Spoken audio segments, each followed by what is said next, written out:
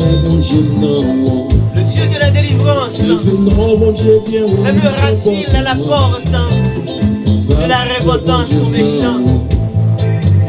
Le Dieu de la délivrance fermera-t-il la porte de la repentance aux méchants?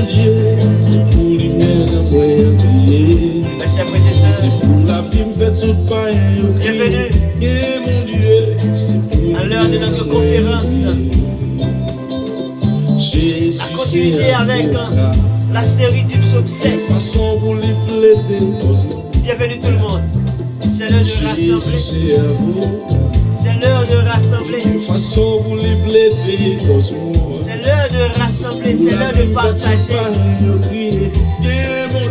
Est-ce que la porte de la repentance sera fermée aux méchants?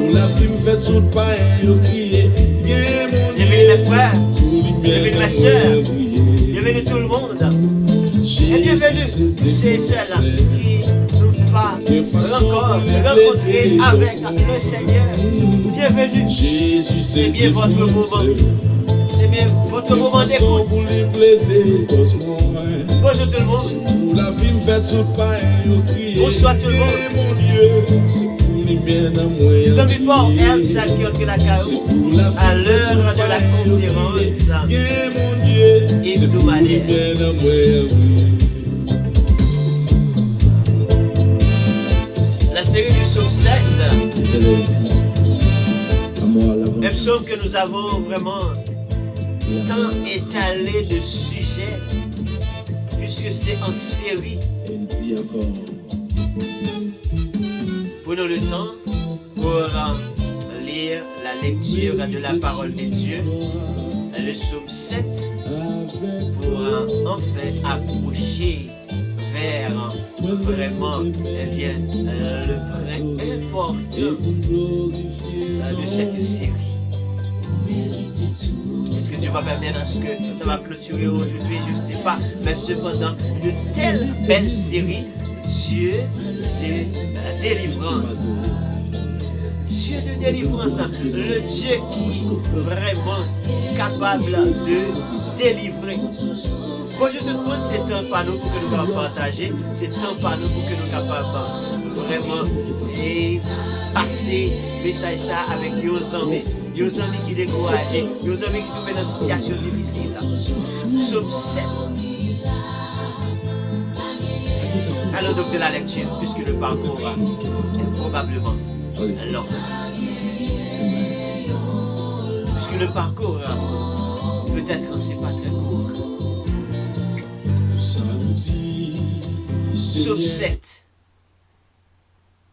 Chantez à l'Éternel, puisque c'était une complainte de David au sujet de Cush Benjamite. Éternel, mon Dieu, je cherche en toi mon refuge. Sauve-moi de tous mes persécuteurs et délivre-moi, afin qu'ils ne me déchirent pas comme un lion qui dévore, sans que personne n'en vienne au secours. Éternel, mon Dieu, si je fais cela, s'il y a de l'iniquité dans mes mains, si j'ai rendu le mal à celui qui était paisible envers moi, si j'ai dépouillé celui qui opprimait sans cause, que l'ennemi me poursuive et m'atteigne, qu'il foule à terre ma vie et qu'il couche ma gloire dans la poussière. Lève-toi, ô Éternel, de ta colère, lève-toi contre la fureur de mes adversaires. Réveille-toi pour me secourir. Ordonne un jugement, que l'assemblée des peuples t'environne, monte au-dessus d'elle vers les lieux élevés. L'Éternel juge les peuples, rends-moi justice, ô Éternel, selon mon droit et selon mon innocence. Mais je t'aime à la malice des méchants et à fermer le juste. Toi qui sondes les cœurs et les reins, Dieu juste. Mon bouclier est un Dieu qui sauve ceux dont le cœur est droit. Dieu est un juste juge. Dieu s'irrite en tout temps. Si le méchant ne se convertit pas, il aiguise son glaive, il bande son arc et il vise. Il dirige sur lui des traits meurtriers. Il rend ses flèches brûlantes. Voici. Le méchant prépare le mal, il conçoit l'iniquité et il enfante le néant. Il ouvre une fosse, il la creuse. Il la creuse et il tombe dans la fosse qu'il a faite. Son iniquité retombe sur lui, retombe sur sa tête. Et sa violence redescend sur son front. Je louerai l'Éternel. À cause de sa justice, je chanterai le nom de l'Éternel. Dieu très haut, parole du Seigneur. Gloire, alléluia. Merci Seigneur. Merci Seigneur, et par rapport à notre texte aujourd'hui, je vous demande de rassembler, de partager avec les autres, puisque nous allons passer maintenant dans la parole de Dieu. Nous allons passer un temps dans la parole de Dieu, et là où nous allons vraiment accentuer, vous centrerez vraiment le près du jour. C'est à partir de verset 12 jusqu'à la fin.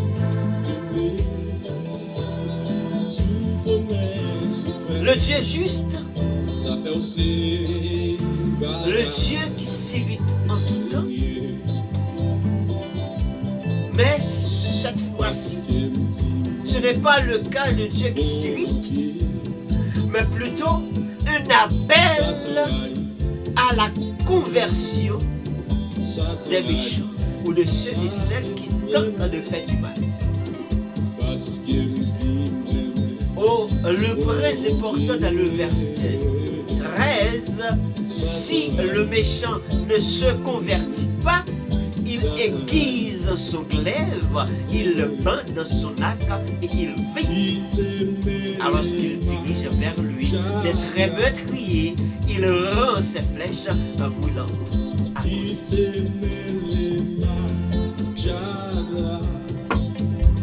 Mes chers frères et sœurs, bienvenue. Bienvenue à nous toutes qui rêvons mon Dieu. Bienvenue à nous toutes qui veulent faire mon Dieu dans honte. Bienvenue à nous toutes qui sont d'accord pour que les ennemis veulent plonger dans la honte et que mon Dieu pas de nous. Il dit qu'il est prêt pour que il est capable de délivrer nous. Si et seulement si, un mot que nous allons vraiment accentuer dessus, si et seulement si, que nous faisons appel à lui. Donc, appel au Seigneur. C'est là notre point du jour. Si le méchant ne se convertit pas, qu'est-ce qu'il attire sur lui? Si le méchant ne se convertit pas, qu'est-ce que le méchant, qu'est-ce que l'ennemi attire sur lui?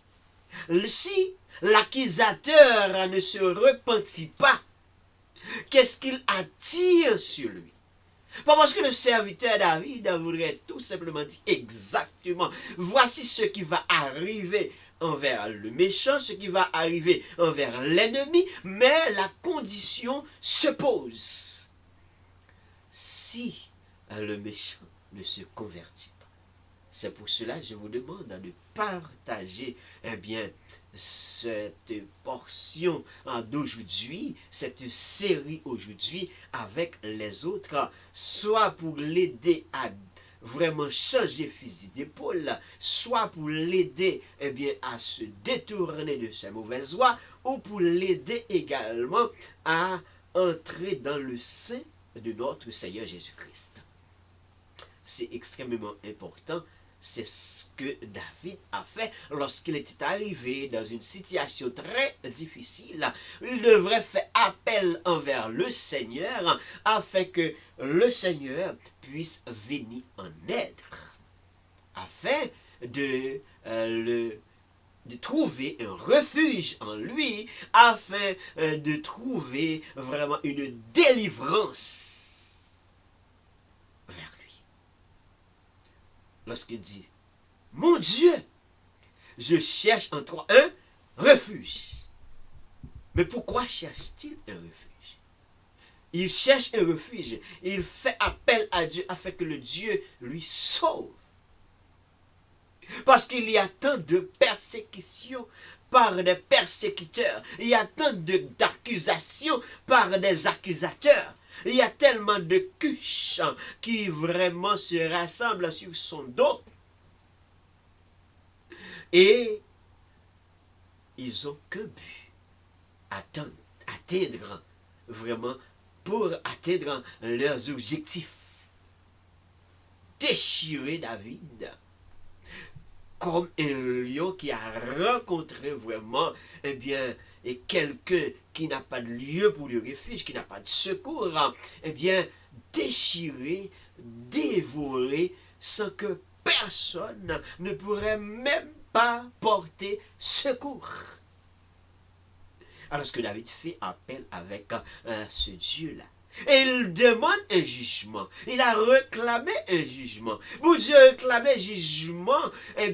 Bon Dieu, dans cette situation ça que lui retrouve là, il dit, Seigneur, j'ai besoin de refuge. Seigneur, j'ai besoin de côté pour me cacher. J'ai besoin de sauver. J'ai besoin de délivrer. Parce que j'ai un pile persécution.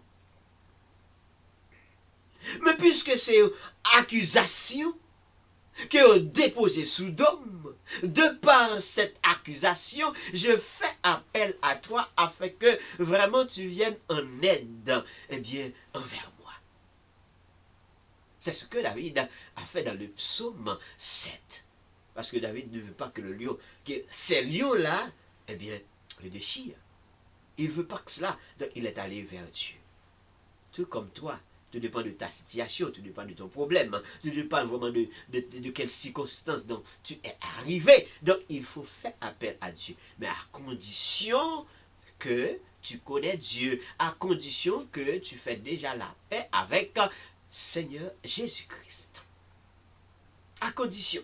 Et c'est cette condition que vraiment David fait vraiment référence avec, fait allusion avec, lorsqu'il réclame un jugement. Il dit, si vraiment ce qu'ils ont dit, si l'accusation dont ils ont porté sur moi, si la calomnie dont vraiment qu'ils ont déposé sur mon dos, si je fais cela, Seigneur, alors retrancher. Si je fais cela, si tu vois vraiment il y a de l'iniquité, Seigneur, retrancher. Si j'ai rendu du mal à celui vraiment qui était paisible, Seigneur, retranché. Tu es libre en tant que le grand juge. Si c'est vrai, mais que l'ennemi me poursuive, que l'ennemi vraiment prend ma gloire et roule à terre ma gloire. Mais cependant, selon cette complainte, d'arriver non seulement faire réclamer vraiment le jugement, mais après, d'arriver à une circonstance pour dire que, je sais que l'Éternel, dans sa colère, il peut se lever, il peut réveiller, il peut venir me secourir, et il peut dresser son jugement, il peut agir. Mais en même temps, il fait appel envers le méchant. Si le méchant accepte de se repentir, parce que le méchant a envie de dévorer. Le méchant a envie vraiment de dévorer David. Il fait appel envers le méchant, mais dit, enfin, envers le Dieu. Si maintenant le méchant accepte de se repentir, voilà à quoi que le méchant peut épargner. Mais si le méchant n'accepte pas de se repentir, c'est ce que nous allons voir. Si le méchant n'accepte pas d'entrer en mode de conversion, vraie conversion, pas de façon théorique, et c'est là que vraiment l'Éternel peut retrancher. Donc c'est la raison pour laquelle, eh bien, aujourd'hui, la question se pose. Le Dieu de la délivrance laissera-t-il une porte, j'ai dit quand même, une porte ouverte à la repentance des méchants? Le Dieu de la délivrance laissera-t-il une porte ouverte à la repentance des méchants? Est-ce que bon Dieu quittait vraiment une porte ouverte pour méchants capables de repentir? Est-ce qu'il quittait une porte ouverte pour que méchants capables de convertir? Est-ce qu'il quitte une porte ouverte ou bien automatiquement que méchant entre en mode de la méchanceté, automatiquement que méchant lui-même entre en mode d'iniquité, automatiquement que méchant entre en mode vraiment de faire des violences ou vraiment passer dans son esprit, tremper dans ses mauvaises intentions et puis pour faire du mal? Est-ce que automatiquement donc David demande au Seigneur d'agir ou bien le Seigneur est agi? Ou bien est-ce que David maintenant il laisse un espace pour que, eh bien, le méchant soit repenti? C'est ça le point de notre conférence aujourd'hui. Le Seigneur, en tant que Dieu de la délivrance, laissera-t-il une porte ouverte? Laissera-t-il une porte ouverte pour la repentance? Si le méchant ne se convertit pas, il aiguise son glaive, il bande son arc et il vise. Il dirige sur lui des traits meurtriers. Il rend ses flèches brûlantes. Tout ça, ce sont des conditions. Ce sont des conditions. Je peux aller plus loin pour poser quelques questions par rapport à notre point du jour. Ou la question la plus importante du jour, le Dieu de la délivrance fermera-t-il les portes? Fermera-t-il la porte de la repentance? Ou laissera-t-il vraiment, eh bien, des portes pour que le méchant soit changé? Donc le Dieu de la délivrance laissera-t-il une porte ouverte à la conversion? Non seulement à la repentance, mais également à la conversion à les méchants. Le Dieu de la délivrance, eh bien, fermera-t-il la porte aux méchants? Et par rapport à cette question, et notre point central là, du jour pour la série du psaume 7, pour continuer vraiment à aller vers la fin de cette série, je peux eh bien, également bien, aller vers quelques autres versions. Qu'est-ce que vraiment eh bien, qui pourrait arriver? Qu'est-ce que David voudrait dire eh bien, cela? Qui ça David voulait dire lorsque vraiment eh bien, les poser condition ça que si méchant et que lui-même n'est pas d'accord pour le convertir, alors que mais qui ça que vraiment l'a attiré sur lui-même? Peut-être quelques méchants, ou bien moun qui fait qui mal, moun qui fait ça qui mal là, moun qui trempe dans l'iniquité, il dit automatiquement ça va venir, ça va parler là, ça va paraître là, c'est que David voulait dire tout simplement automatiquement, eh bien, puisque méchant cruel, puisque méchant voulait dévorer là, puisque méchant voulait attaquer, puisque méchant voulait déchirer le temps lion, automatiquement c'est pour méchant entrer dans le trou, automatiquement c'est pour méchant capable vraiment, eh bien, piège là pour tout rentrer là-dedans. David ne voulait pas vraiment exactement, automatiquement dire cela. Mais David posait des conditions. David posait conditions. Donc, certainement, Dieu peut retrancher. Certainement, donc, le méchant peut attirer sur lui. Mais c'est si le méchant ne veut pas vraiment collaborer avec cette condition. Donc, dans la version lui second dit, si le méchant ne se convertit pas, il aiguise son glaive, il bande son lac et il vise. Regardez ce que Martin dit. Bible Martin. Si le méchant ne se convertit pas, Dieu aiguisera son épée. Si le méchant ne se convertit pas, Dieu aiguisera son épée. Il a bandé son arc et l'ajuste. Il a bandé son arc et l'a ajusté. Donc si le méchant ne se convertit pas, c'est alors que Dieu aiguisera. Dieu n'a pas encore aiguisé. Voilà la raison pour laquelle donc David n'a pas automatiquement accusé Cush, ou certains Cush qui a persécuté, ou certains Cush qui a fait complet sous dos, ou certains Cush qui dit là, pas là, ou certains Cush qui dit position ça pas position bon, ou certains Cush qui dit que vraiment, ou pas qu'à monter plus haut, ou certains Cush qui dit que vraiment grade ça ou pas qu'à prendre, et puis il faut qu'on mette profil en bas pour capable glisser puis tomber, automatiquement comme ça, on dit, si le cas j'étais, mais il faut que bon Dieu capable automatiquement lever le foie par terre. David pas fait comme ça. Mais David laissait un espace de repentance, laissait un espace de réflexion, laissait un espace de repentance et de conversion. Donc, il laisse le temps pour que le méchant soit repenti, converti. Donc, version Martin, dit si le méchant ne se convertit pas, Dieu aiguisera le futur. Dieu aiguisera son épée.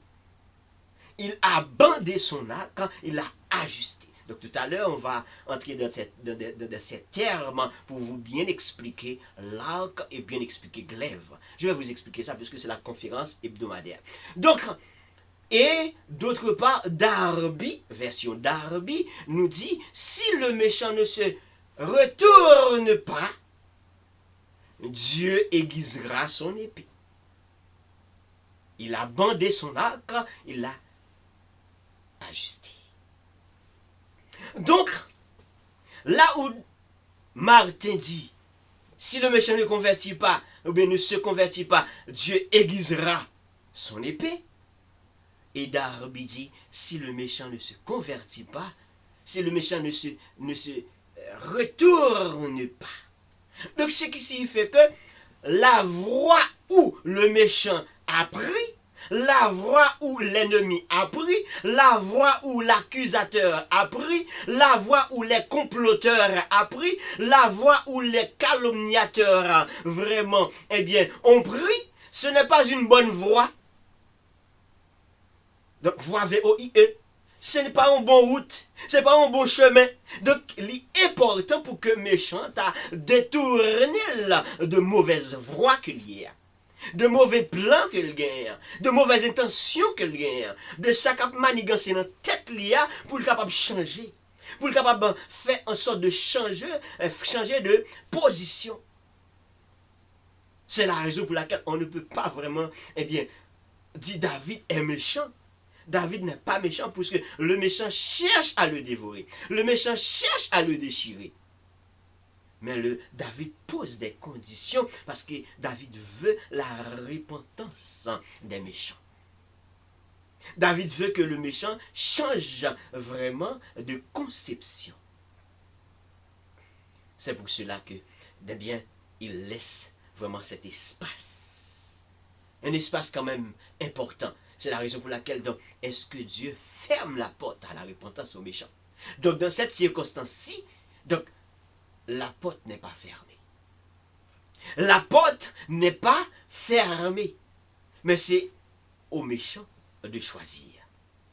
Si la porte doit fermer ou si la porte doit rester ouverte à la fin. C'est aux méchants de choisir. Ce qui signifie que, puisque David posait ces conditions de la conversion, et même de la repentance, donc, se fait convertir, ou la conversion, si on va aller dans un thème, eh bien, dans la racine, si je vais aller vraiment dans le latin, ça dit convertere. Convertere.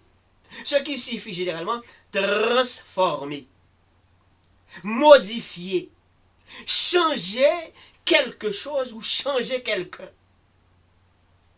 Une autre forme, une autre fonction, une autre nature. Donc, automatiquement, David fait appel à un changement. Route que méchant prend, c'est pas une bonne route. Donc, s'il tape bail méchant, il conseil. S'il tape bail lumière, il tape dit changer, modifier plan, penser en l'autre gens, penser en l'autre façon, changer de nature. Au lieu de rester trempé dans la nature pécheresse, changer de nature. Transformer. Et automatiquement qu'il y a ce qu'on appelle la conversion, il faut qu'on voit la transformation. Depuis qu'il y a conversion, il faut qu'il y ait transformation. C'est la raison pour laquelle on ne peut pas se cacher derrière la théorie. Nous ne pouvons pas arrêter caché derrière théorie. Parce que théorie, nous avons plein raconter. Nous avons plein d'explications. Mais cependant, la pratique des choses, ce qui est plus important. C'est ça qui est important. C'est pratiquer. Donc transformer, donc ça fait appel à un changement. Modifier la nature des choses, ça fait appel à un changement. Dit pour que méchant est capable vraiment détourner, que s'il maintenant veut vraiment rester, gens que doit rester vivant, toujours été des grands penseurs, toujours été des grands influenceurs, que le méchant choisisse la bonne voie. Que le méchant choisisse la bonne voie. Parce qu'une fois il y a de la transformation, il faut qu'il y ait un changement. Il faut qu'il y ait capable de changement. Donc c'est même genre si on par exemple, on prend l'exemple de la conversion des fichiers, par exemple pour les informaticiens. Automatiquement qu'on prend un fichier Word, qu'on peut écrire, qu'on peut changer des mots, qu'on peut corriger des mots, qu'on peut écrire, qu'on peut taper. Automatiquement qu'on a fini le texte, eh bien on a transformé ce texte en PDF. Donc ce fichier prend une autre transformation. Ça change. La façon que je suis capable d'entrer dans le fichier Word, me changer, m'écrire, me taper, automatiquement c'est transformé en fichier Word, fichier PDF. Donc, on arrête ça. On verra le changement. Je ne peux pas entrer là-dedans, j'en veux encore. Je ne suis pas capable de faire changement, j'en veux encore. À moins que je suis un expert pour avoir utilisé une autre application pour pouvoir transformer ce fichier PDF afin d'entrer là-dedans. Donc, je dois passer à une autre phase. Mais sinon, la transformation, on le voit. Tout comme si on parle de la transformation, par exemple, ou de la conversion des monnaies. Si on a, par exemple, des dollars canadiens, on veut le transformer ou bien convertir en dollars canadiens ou convertir en euros, automatiquement, ça prend vraiment une autre valeur. La quantité, ça change. Donc, il faut voir vraiment exactement et clairement cette transformation. On le voit dans la quantité, on le voit dans la valeur. Donc si le méchant était méchant, il faisait des choses mal, automatiquement le méchant dit, j'ai changé, j'ai transformé, je me suis repenti, j'ai converti, il faut le voir. Ça ne peut pas se cacher. Faut que well. Quand on dit on est chrétien, donc il faut le voir, on voit le changement. Si on ne voit pas le changement, ce qui veut dire qu'on parle plutôt de la conversion, mais pas la vraie conversion. Donc, il faut le voir. Donc, c'est à cela que David, fait appel.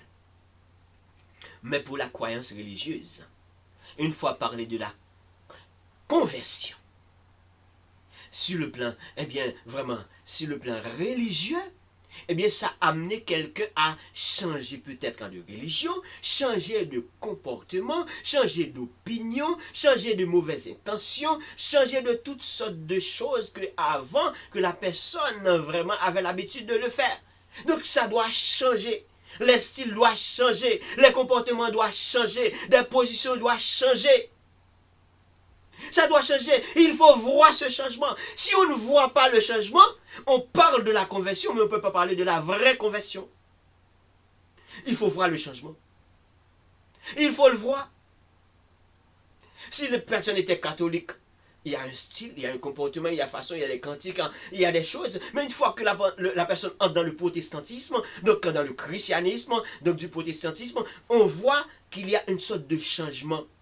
Il y a de langage, il y a des jargons. Ça change. Parce qu'on voit vraiment le changement. Et on voit également, donc pour le protestantisme, la confession de foi. On voit la confession de foi. Donc le changement est automatiquement là et présent. Donc c'est le cas. Dans le cas du christianisme, de parler des chrétiens, donc l'apôtre Paul, eh bien, a si bien vraiment montré ça, eh bien, dans 2 Corinthiens chapitre 5, verset 17. Il a dit que, effectivement, si quelqu'un est en Christ, donc on voit rapidement, il fait appel avec ce changement, il prouve le changement. Si quelqu'un est en Christ, il est une nouvelle créature. Les choses anciennes sont passées. Et voici toutes choses sont devenues nouvelles. Saleté qu'on fait longtemps, yo, li pas fait encore. Mauvais comportement drôle, mauvais comportement vraiment, eh bien, qui fait peur, mauvais comportement vraiment qui déchire les autres, mauvais comportement qui produit l'iniquité, mauvais comportement qui produit vraiment la violence. La personne change parce que la personne vraiment, eh bien, entrer dans une vraiment nouvelle, eh bien, créature. La personne vraiment est frappée par une nouvelle créature. Ça change automatiquement. Parce que c'est une personne en Christ. Donc la personne était païenne, la personne était païenne, la personne fait n'importe quoi, aller n'importe où, la personne agit n'importe comment. Ça, c'est pas grave. Mais automatiquement, que la personne est devenue chrétienne, donc la transformation est faite. On peut se comprendre pour les bébés de la foi, c'est pas grave. Parce que les bébés de la foi, ça grandit tranquillement. Les bébés de la foi, ça grandit tranquillement. Parlons de bébés de la foi, ce qui veut dire que les gens qui ont vraiment à peine converti, tranquillement de année en année, donc la connaissance entre la formation, donc l'étude, la prédication de la parole, donc au fur et à mesure, la personne change. On va voir ce changement. Mais si après, eh bien, des années et des années, on ne voit pas le changement, si après des années et des années, malgré l'enseignement, malgré l'étude biblique, malgré l'école du dimanche, malgré la prédication de la parole de Dieu, malgré vraiment les conférences évangéliques, la personne reste statique comme était avant, il n'y a pas vraiment de changement, il n'y a pas de conversion. Si oui, la personne est à l'église, mais on peut parler de la théorie de la conversion. La théorie de la conversion. Mais parce que ça se voit. Et quand la personne tombe, parce que la personne peut tomber, parce que la personne avait avant une nature pécheresse, qui va vraiment nettoyer, purifier par rapport au sang de Jésus-Christ. Donc, quand la personne tombe en tant que chrétien, la personne voit. Et la personne comprend. La personne arrive de quelque part, elle ne devrait pas aller. La personne fait des choses, mais elle ne devrait pas faire. Parce que la personne dit, je suis chrétien. Je suis chrétien. Donc, parce qu'à travers des comportements, on peut voir Christ. À travers des comportements des chrétiens, on peut voir s'il est chrétien ou pas. Mais à travers aussi de certains comportements, on peut dire, est-il un chrétien? Ou est-il vraiment un chrétien? C'est des questions qui se posent à tout moment. C'est des questions qui se posent vraiment à tout moment. Mais une fois que la personne fait ce qu'on appelle la confession de foi que nous trouvons dans Romains chapitre 10, verset 9 et même verset 10, eh bien si tu confesses de ta bouche le Seigneur Jésus, et si tu crois dans ton cœur que Dieu l'a ressuscité des morts, tu seras sauvé. Donc la confession de foi, c'est fait. Car c'est en croyant du cœur qu'on parvient à la justice. C'est un croyant, eh bien vraiment, eh bien c'est un confessant de la bouche qu'on parvient au salut. Le salut dont David fait référence avec, selon ce que l'Écriture dit. Donc, une fois confessé, une fois vraiment cette confession de foi est faite, et c'est là que vraiment apôtre Paul a vraiment trouvé vraiment force, courage et détermination pour dire que cette confession qui a été faite, cette confession de foi qui a été vraiment faite un temps, et maintenant, puisque vraiment quelqu'un qui est chrétien est grandi, il y a de certaine façon que la personne ne doit pas vraiment toujours continuer à poser. De quelques mauvaises habitudes, c'est bien que la personne prouve vraiment ce changement. Parce que cette confession de foi a été faite. Si quelqu'un est en Christ, c'est une nouvelle créature. Ce n'est pas la même personne. Mais quand il s'agit aux méchants qui n'ont pas encore, ou bien qui n'ont jamais eu la chance de rencontrer le Seigneur, c'est différent. C'est différent. Si les méchants ont eu déjà la chance d'écouter, la chance d'apprendre la parole de Dieu, et malgré tout, il transforme son cœur vers la méchanceté, et je pense que c'est là que David fait vraiment appel pour dire que si le méchant ne se convertit pas, voici ce que le méchant attire sur lui.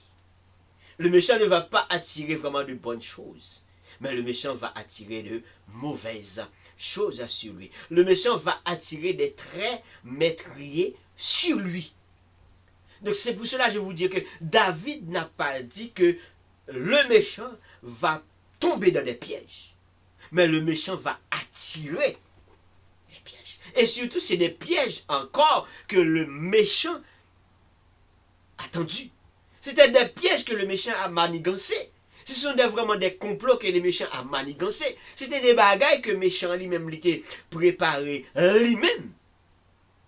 Et que s'il n'est pas d'accord converti, et que ça l'a préparé, ça l'a comploté, ça l'a manigancé. Donc il faut que le méchant fasse attention pour que gens de bagaille ça yo pas venir retomber sur lui-même. Donc une façon pour ne pas accuser David comme étant un serviteur qui a choisi de prononcer du mal. D'abord, David cherche refuge, il cherche la délivrance de Dieu, et David posait la question, il met ça sur la table et dit, Seigneur, regardez ce qu'on dit de moi, regardez bien l'accusation, ils m'ont persécuté mais pour rien, mais regardez, est-ce que vraiment je fais cela? Si je fais cela, Seigneur, agis. David ne s'exclut pas.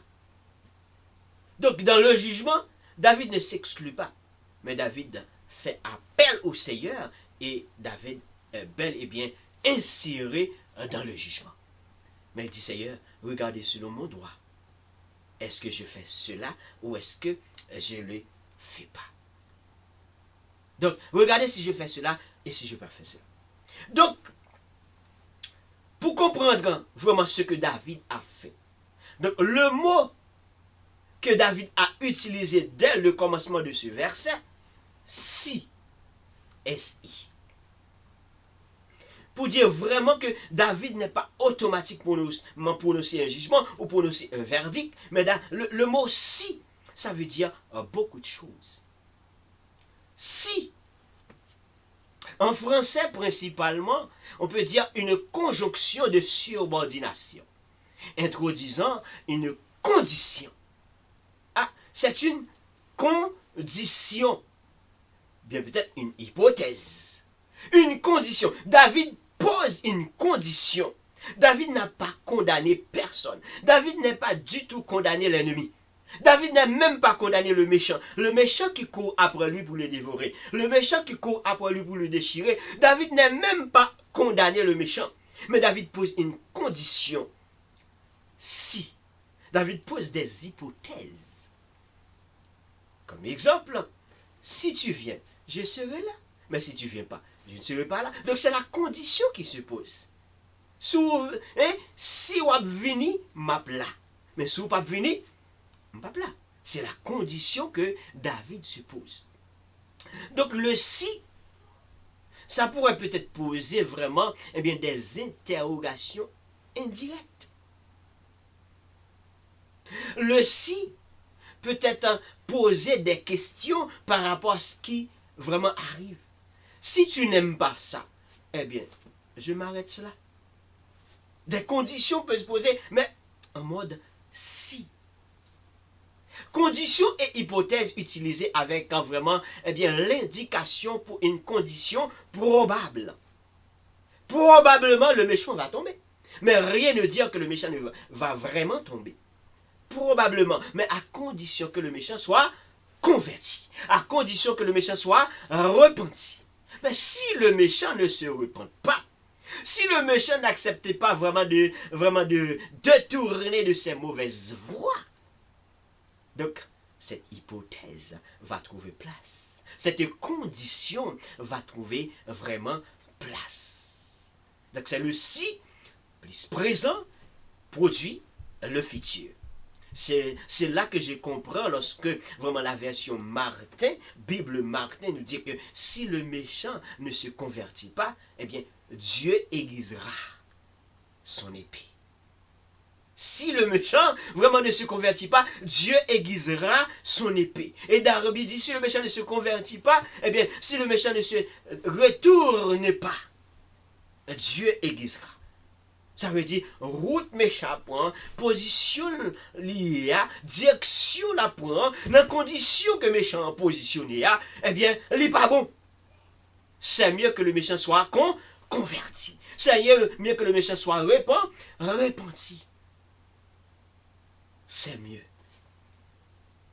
Alors que si le méchant maintenant n'accepte pas cette condition, alors le verset suivant, à savoir verset 14, il dirige vers lui des traits métriers. Il dirige vers lui des traits métriers, il rend vraiment des flèches brûlantes.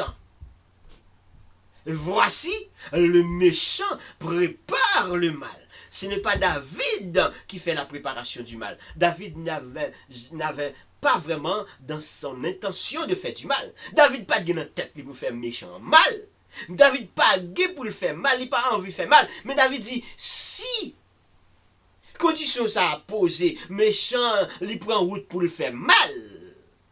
Si le méchant conçoit l'iniquité, si le méchant vraiment creuse des trous, creuser des fosses, pas pour jouer, pas pour plaisanter, mais pour capable faire tomber des justes, pas pour jouer, pas pour prendre plaisir, mais c'est pour capable vraiment laguer juste là-dedans, bien peut-être pas vivant.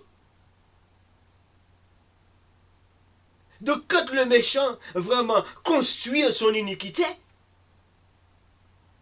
voici ce qui pourrait vraiment arriver. Donc David prépare à la louange du Seigneur de la phase finale. David prépare pour vraiment bel et bien louer l'Éternel. Parce que dès le début, David est allé vers le Seigneur et réclamer la délivrance du Seigneur. Réclamer que son Seigneur vraiment vienne en aide pour lui sauver. C'est pour cela qu'il est allé se cacher vers l'Éternel, tout en demandant refuge. En demandant refuge. Donc, s'il a contre l'Éternel, pour l'Éternel bat le refuge, s'il a contre l'Éternel, pour l'Éternel délivrer par rapport à moun qui a déchiré, par rapport à moun vraiment qui voulait déchirer, par rapport à moun qui voulait dévorer, par rapport à moun qui a comploté sous dol, par rapport à moun qui a fait accusation sous dol, qui a mis des bagailles qui sous dol, qui a dit sale pas fait. Maintenant, il dit que méchant capable de détourner le voile, que méchant capable de changer de position. Mais si le méchant n'accepte pas, alors le méchant maintenant va attirer l'aiguisement glaive de l'Éternel. Le méchant va attirer l'aiguisement glaive de l'Éternel. Le méchant va attirer que l'Éternel maintenant prépare son arc et bande et vise. Tout ça, c'est si le méchant n'accepte pas de se repentir. Si le méchant n'accepte pas de se faire convertir. Si le méchant n'accepte pas, Dieu va aiguiser son glaive. Si le méchant n'accepte pas, Dieu va vraiment préparer son arc. Mais qu'est-ce que cela veut dire? Je vous avais promis, je vais vous expliquer c'est quoi glaive. Glaive qui désigne principalement une courte épée. Glaive, c'est une courte épée à 2 tranchants. Tu as dit en créole, il y a un couteau débat. Couteau, filet, débat. Donc c'est un couteau qui est préparé pour trancher de côtés. Mais, c'est l'épée, c'est une épée. Mais une épée courte. C'est ça, glaive. Une épée courte à 2 tranchants, utilisée notamment par les légionnaires romains, donc dans le temps ancien, comme étant une arme. Parce que c'était l'épée qui était vraiment une des grosses armes dans le temps ancien. C'était l'épée. Donc, c'était une épée. C'est ça, glaive. L'Éternel a filé, l'a aiguisé, donc l'a filé. Si méchant d'accord pour le toujours faire plan pour le dévorer petit bon Dieu. Si méchant d'accord pour le toujours faire plan pour le capable déchirer petit bon Dieu. Si le méchant d'accord pour le capable faire plan pour le capable mettre profit en bas pied petit bon Dieu, petit juste, le juste, vraiment les chrétiens, s'il d'accord pour que le capable basculer petit bon Dieu, c'est là que bon Dieu maintenant, eh bien, bon Dieu prend le frapper pied dans sa colère. Non seulement Dieu a dressé jugement et la frappé pied dans sa colère. C'est ça le glaive.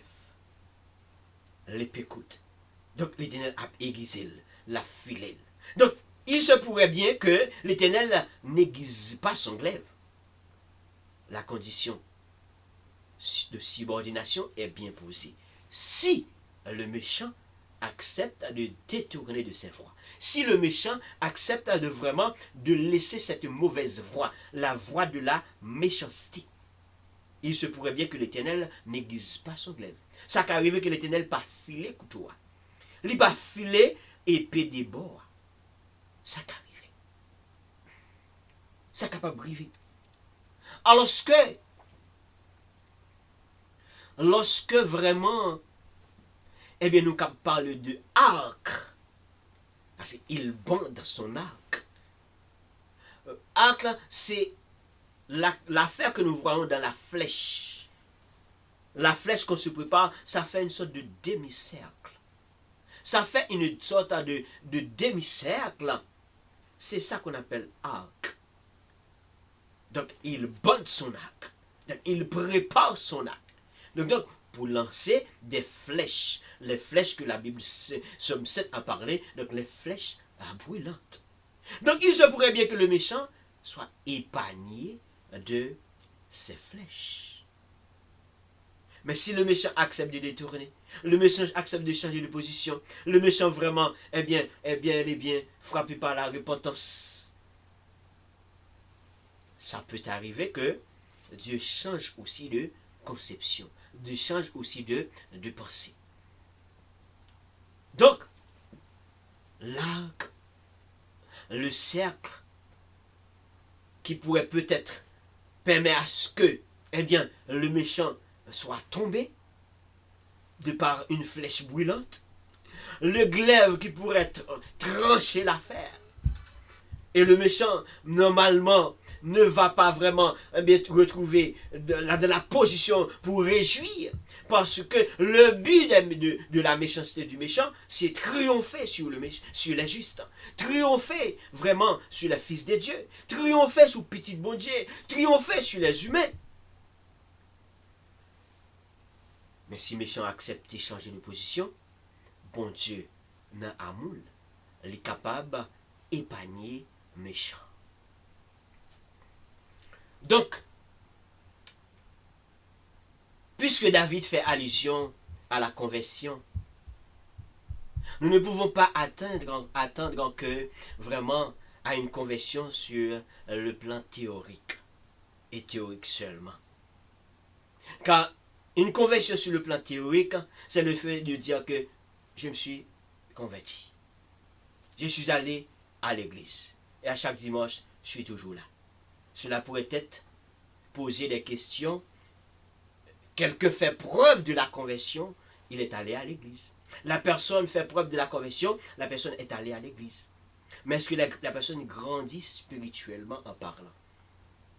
Est-ce que la personne, eh bien, de par des mauvaises habitudes, de par des mauvaises conceptions, de par des mauvaises actions, de par des mauvaises œuvres, est-ce que la personne change? Est-ce qu'on voit la transformation?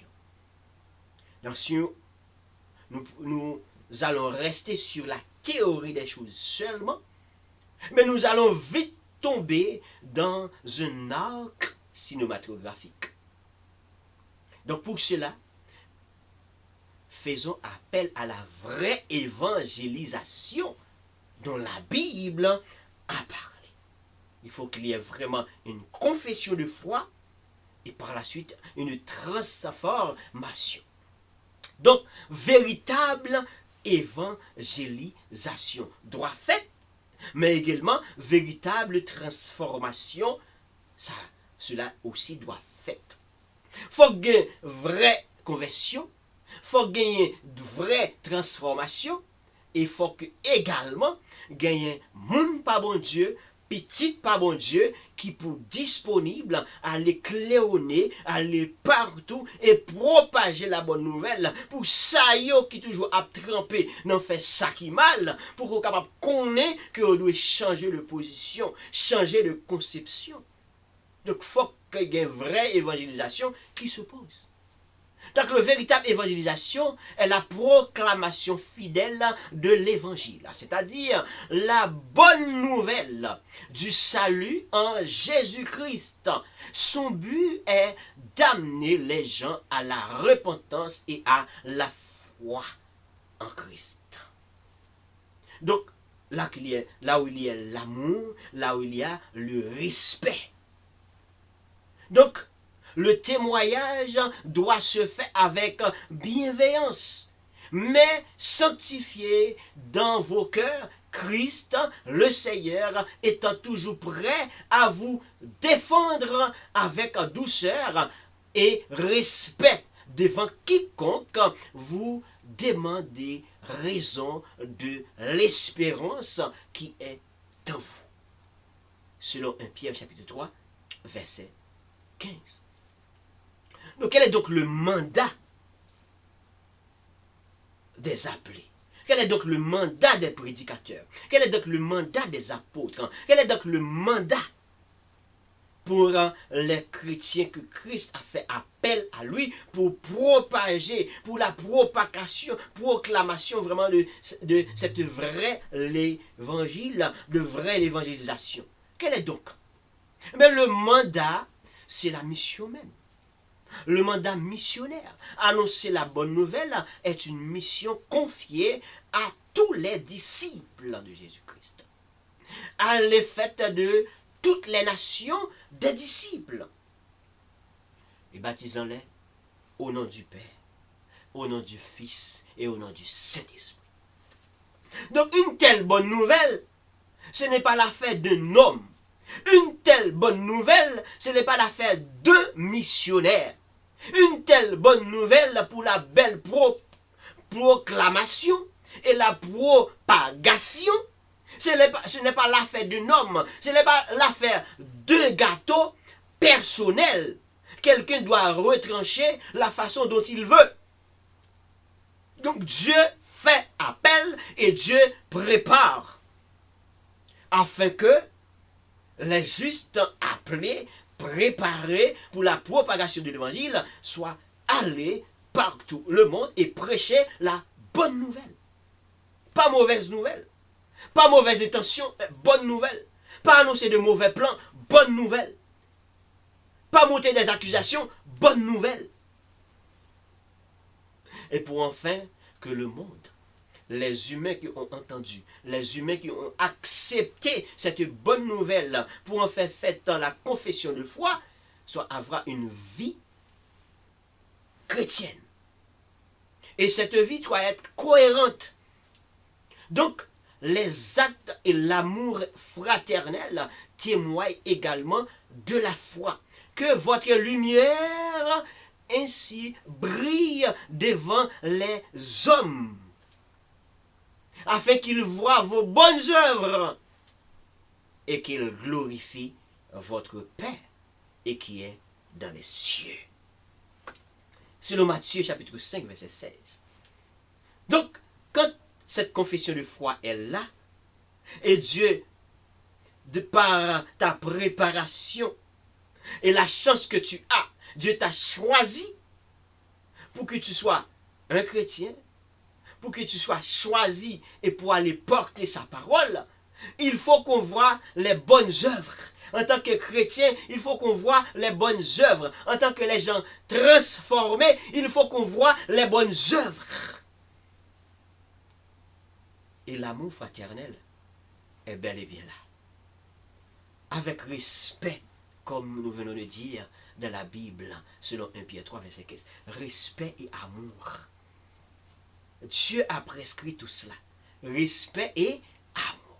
Donc, ce qui veut dire que si nous disons que nous sommes chrétiens, nous avons fait la confession de foi, après le nombre des années, on a vraiment laissé l'espace de bébé de la foi. On a transcendé après le nombre des années et que on ne voit pas vraiment les bonnes œuvres, on ne voit pas vraiment les bonnes actions chrétiennes se posent. Et quand on est tombé, on ne voit pas rapidement, on est allé vers le Seigneur pour faire une confession, pour dire Seigneur, j'ai péché contre toi et j'ai péché contre toi seul. Il y a un problème de la vraie confession. Sinon on va rester sur la théorie de la confession. Nous ne voulons pas rester dans la théorie de la confession. Voilà la raison pour laquelle vraiment le Dieu de la délivrance, David a fait appel à lui. Eh bien, est-ce que ce Dieu de la délivrance peut automatiquement irriter et prononcer son jugement? Dieu laisse un espace. Oui, il peut irriter. Quand les méchants là, il fait trop, Dieu peut irriter. Dieu peut frapper ses pieds et dans sa colère. Mais Dieu laisse vraiment un espace de repentance. Donc, quand Dieu laisse l'espace de repentance, donc le Dieu de la délivrance, il use de la patience. Il use de la patience avant même d'irriter contre les méchants. Avant même de prononcer ses verdicts ou son verdict pour chaque personne, chaque humain, Dieu use de la patience. C'est pour cela que la personne va dire, pourquoi Christ a venu vraiment? Non, Dieu use de la patience pour l'autre qui peut connaître, pour plus de monde qui attendait, pour plus de monde qui vient quoi, pour plus de monde capable d'entrer dans le pâturage. Mais en même temps tout, ça y est qui peuvent détourner de mauvaise voie pour que vous plus capable d'entendre et comprendre. Tendez et comprendre. Donc, si le méchant ne se convertit pas comme étant le point central là, du jour, et la question a été si bien posée, le Dieu de la délivrance laissera-t-il un espace pour que Père vraiment, eh bien, les méchants soient convertis? Ou fermera-t-il la porte automatiquement? Dieu ne ferme pas la porte automatiquement. Dieu laisse une porte ouverte. Dieu laisse une porte ouverte pour la repentance. Dieu laisse une porte ouverte pour vraiment la conversion. Vraie conversion, sans la théorie. Oui, la théorie pour la connaissance, mais la pratique est plus importante. La pratique est plus importante. Donc si le méchant dont David parle dans le psaume 7, donc David n'a pas dit au méchant, donc tu vas mourir, tu vas tomber, tu vas vraiment terrasser. David n'a pas dit, mais David a posé les conditions. D'abord, David est allé chercher secours vers l'Éternel. David est allé chercher la délivrance vers l'Éternel. David est allé chercher la miséricorde du Dieu vivant.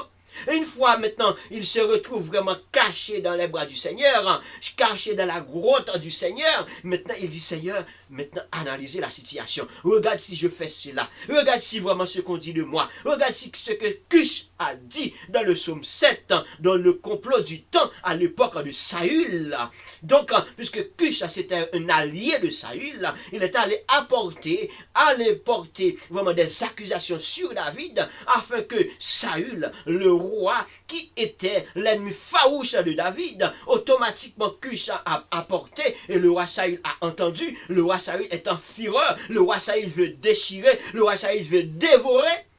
Donc, David n'est pas automatiquement se mettre en fureur contre Cush et se mettre en fureur contre Saül, mais cependant, David demande à Dieu d'analyser la situation. Si je fais cela, agis. Si mes mains sont trempées dans l'iniquité, agis. Mais si mes mains ne sont pas trempées, Seigneur, agis pour moi. Protège-moi, sauve-moi, délivre-moi et agis. Et quelques questions importantes pour vous. Puisque c'est le méchant qui va choisir avec le libre arbitre s'il va se détourner de mauvaise voie ou s'il va rester dans la mauvaise voie. S'il va toujours choisir continuer sur le même chemin ou s'il va retourner ou rebousser le chemin. S'il va changer fusil d'épaule ou pas. Puisque c'est le méchant qui va choisir. David dit que eh bien, le méchant va bien peut-être diriger sur lui des traits meurtriers. S'il pose des mauvaises actions, il va eh bien, penser à poser des mauvaises actions sur les justes, sur les hommes de Dieu, les filles de Dieu, mais il va bien peut-être penser à faire cela. Il va bien peut-être à les faire tomber, mais ça pourrait arriver que le méchant monte vraiment des pièges. C'est peut-être lui qui va tomber là-dedans. Il va bien peut-être monter des complots, c'est peut-être lui encore qui va retomber dans ces complots. S'il va bien peut-être, eh bien, vraiment faire des mauvaises choses, et puis c'est lui qui va encore tremper là-dedans. Et quelques questions pour vous, mes chers frères auditeurs, présents à l'écoute. Si le méchant savait, comme le psaume 7 à partir vraiment de verset 13 qui pose la question si le méchant ne se convertit pas, pour arriver jusqu'à la fin au verset 17, là où l'ensemble des choses qui pourraient peut-être arriver le méchant, je me poserai quelques questions. Si le méchant savait,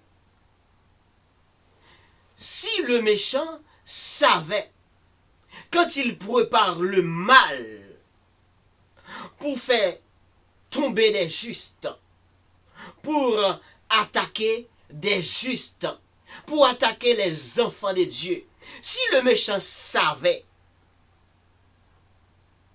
penserez-vous que le résultat qu'il allait trouver, à savoir préparer le mal, conçoit l'iniquité et enfanter le néant. Si le méchant savait qu'il allait enfanter le néant, penserez-vous que le méchant allait préparer le mal? Le méchant allait tremper dans l'iniquité? Si le méchant savait quand il prépare le mal, quand il conçoit l'iniquité, il allait enfanter le néant, vous pensez que le méchant allait faire le mal? Il allait construire tout cela? La réponse c'est non. Si le méchant savait, quand il creusait des trous, quand il a creusé des fosses, pour enfin enterrer les fils de Dieu, les justes, et puis au lieu de creuser des trous pour les justes, au lieu de creuser des trous pour les humains, et encore ce qu'il va recevoir comme résultat, c'est que c'est lui encore qui allait tomber dans la fosse qu'il a creusée, dans la fosse qu'il a faite.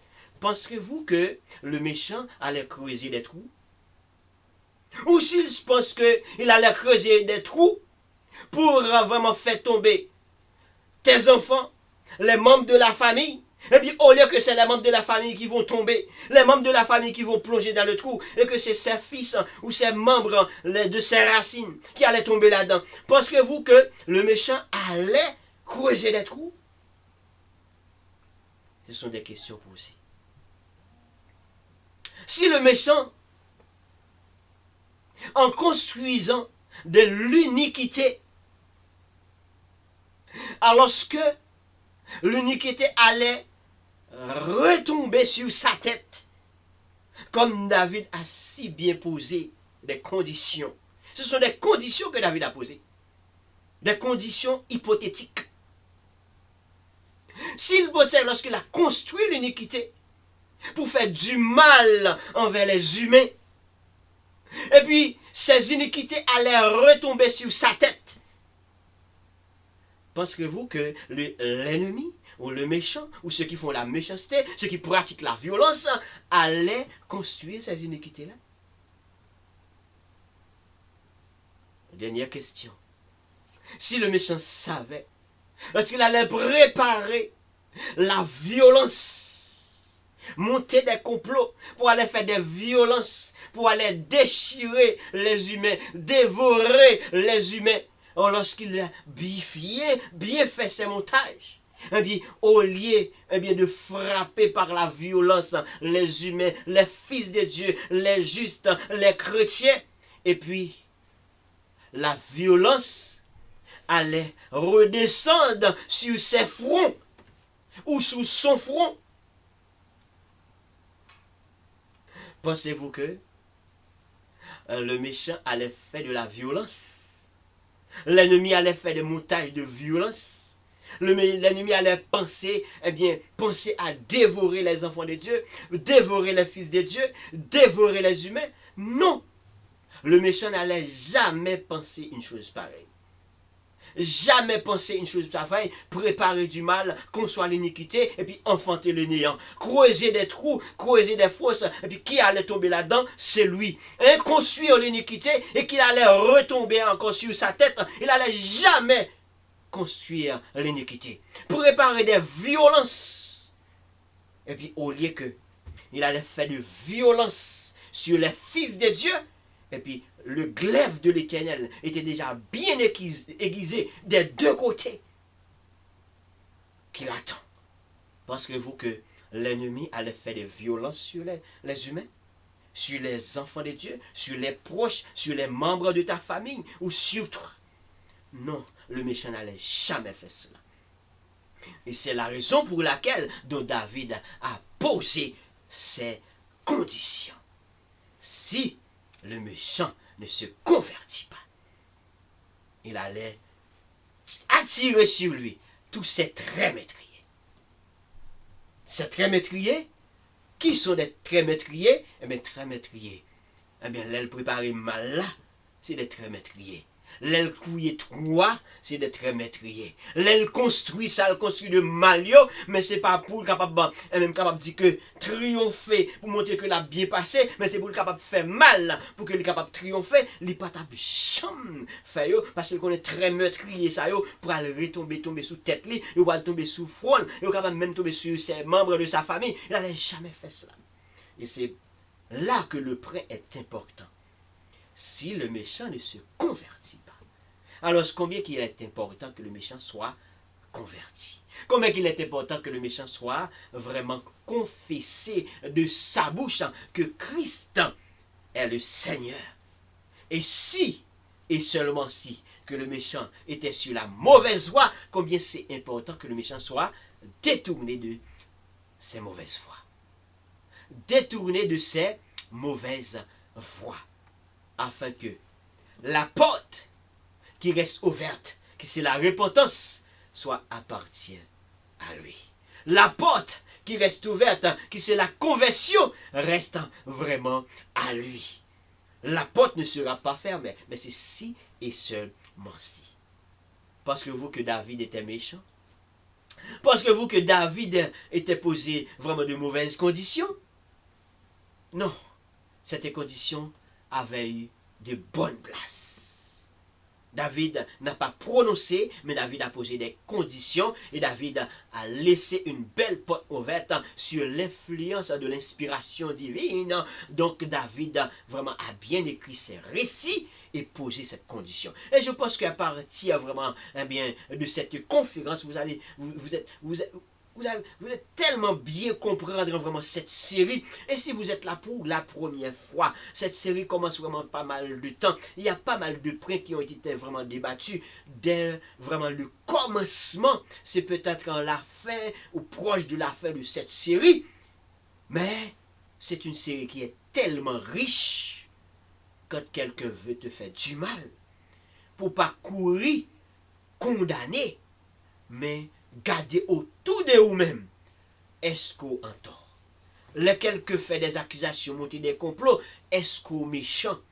Ou est-ce que c'est méchant, eh bien, qui n'a pas besoin vraiment de vraies raisons pour que le faire tomber, depuis le manigance dans la tête, il veut faire tomber, tant qu'on cuche, il veut faire tomber, eh bien, le manigance. Et le comploter avec moun qui pense qui parle, wow, moun qui pense qui est ennemi farouche contre vous, et puis là, le rencontrer, là, le rassembler avec eux, et puis là, il dit, ou fait ceci, ou fait cela, juste pour capable faire tomber. Alors David fait appel à la repentance des méchants. David fait appel à la conversion des méchants, et également, c'est important pour nous qui sommes là, présentement en train d'écouter cette conférence, ce grand point du jour, qui a pour titre le Dieu de la délivrance. Fermera-t-il cette porte à la repentance pour les méchants? Mais non, il ne fermera pas la porte, mais la condition est bel et bien posée. Le Dieu de la délivrance fermera-t-il la porte envers tous ceux et ceux qui sont actuellement, qui n'ont pas encore rencontré Christ? La porte n'est pas fermée. La porte est bel et bien restée ouverte. Mais si vous êtes dans une mauvaise voie, je vous demande de détourner.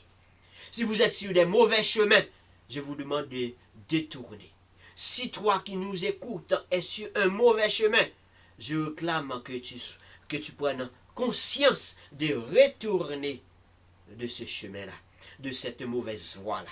Si auparavant tu avais des mauvaises habitudes, des mauvaises intentions, de mauvais comportements, de mauvais plans, de mauvaises pensées, mais juste pour faire du mal à quelqu'un, eh bien, comme David a posé bien la question, si le méchant ne se convertit pas, eh bien, il est aussi important pour vous aussi important pour toi aussi qui écoute.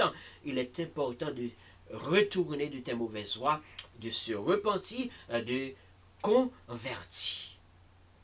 Alors que la repentance, tout comme la conversion fait appel, eh bien, envers ce qu'on appelle la transformation, vraie transformation, et la repentance fait appel à une conscience. Et s'il faut réparer les dégâts, demande à Dieu d'entrer dans ton cœur, et s'il est possible de réparer les dégâts et trouver cette transformation, à savoir la conversion. Alors, mes chers frères et sœurs, je vous dis merci d'avoir été à l'écoute. Merci d'avoir pris le temps, eh bien vraiment, et de partager ce bon moment, de partager avec les autres, de partager vraiment, eh bien, ce récit, cette vraiment, eh bien, belle conversation à travers la conférence de la parole de Dieu, là où nous décortiquons. Et si vous êtes là pour la première fois, vous êtes avec nous, vous n'êtes pas branché, connecté sur le channel YouTube, là où toutes les conférences, tous les prêts de cette conférence ont été déjà débattus, allez connecter sur Charles Ernst TV. Charles Ernst TV, c'est sur ce channel YouTube que toutes les conférences ont déjà exposé et bien détaillées juste pour vous. Tout simplement, abonnez avec ce channel et puis partagez avec les autres, donnez des j'aime et des likes et puis encouragez le live autant que cela est possible. Si vous avez des questions, vous pouvez poser des questions par la suite et vous pouvez aller sur le channel YouTube, poser des questions, écrire des commentaires et je vais répondre par la suite dans la prochaine conférence.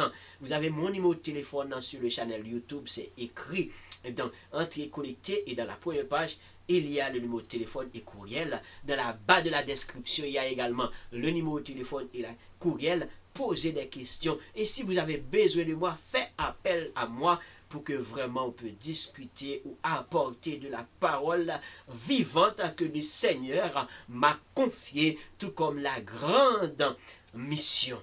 Alors, ne sois pas méchant, mais sois bon envers les uns les autres. Ne sois pas méchant, ne pose pas des actions méchantes envers quiconque, mais gardez ta bonté comme Dieu est bon, gardez ta fidélité quand tu dis oui, eh bien le Seigneur va vraiment réjouir. Et la conférence aujourd'hui, c'était pour moi, c'était pour toi, c'était pour vous. Que Dieu vous bénisse, que Dieu vous garde, que Dieu vous contrôle, que Dieu permette à ce que cette portion de la Bible, le psaume 7, vous édifie. Et tu comprends bien, toi qui écoutes. Tu comprends bien à partir de cette conférence.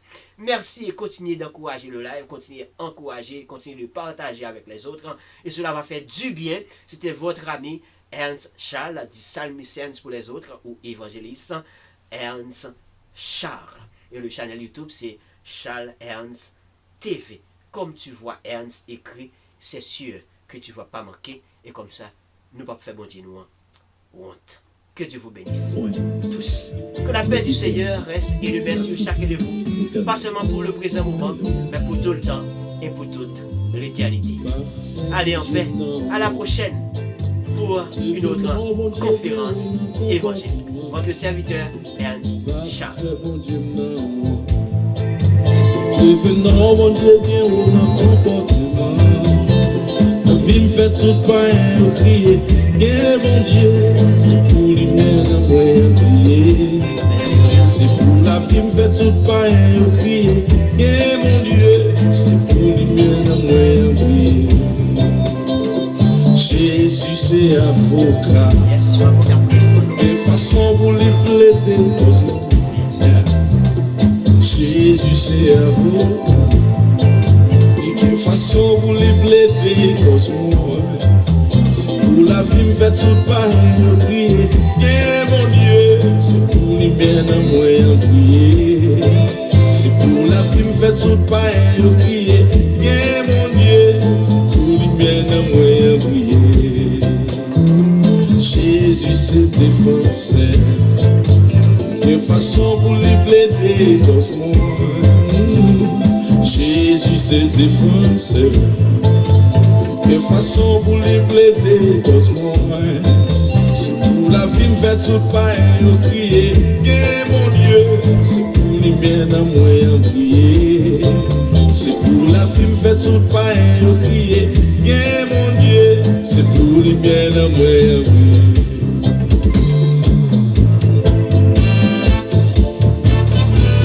Je l'ai dit, amour à la vengeance.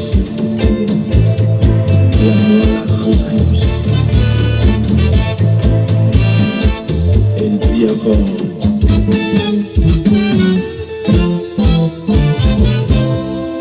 Vous méritez tout moi avec l'honneur.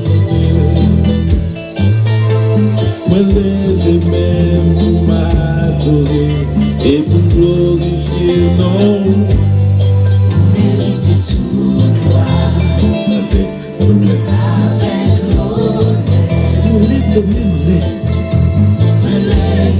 Juste pour m'adorer et pour me glorifier non. Parce que là,